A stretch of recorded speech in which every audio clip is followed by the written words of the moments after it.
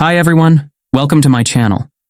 In this video, I'm going to show you how to fix a water-damaged laptop. If you accidentally spilled some liquid on your laptop, don't panic. There are some steps you can take to save your device and prevent further damage. Before we start, make sure you subscribe to my channel and hit the bell icon to get notified of my future videos. Also, give this video a thumbs up if you find it helpful. Step 1. Turn off your laptop and unplug it from the power source.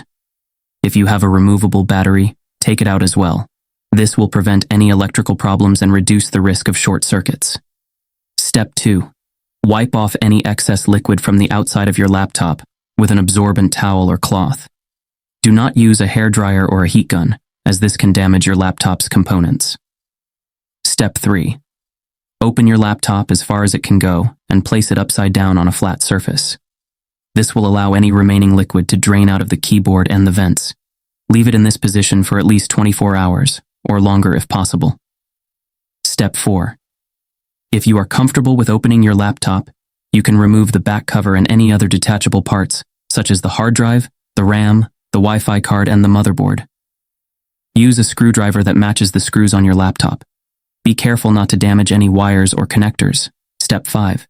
Use a cotton swab or a soft brush to gently clean any visible liquid or residue from the internal components. You can also use some isopropyl alcohol, which is a good solvent for water and other liquids. Do not use any water or other liquids to clean your laptop. Step 6. Once everything is dry and clean, reassemble your laptop and try to turn it on.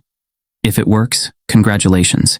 You have successfully fixed your water-damaged laptop. If it doesn't work, you may need to take it to a professional repair service or contact the manufacturer for warranty options. Thanks for watching and see you in the next one.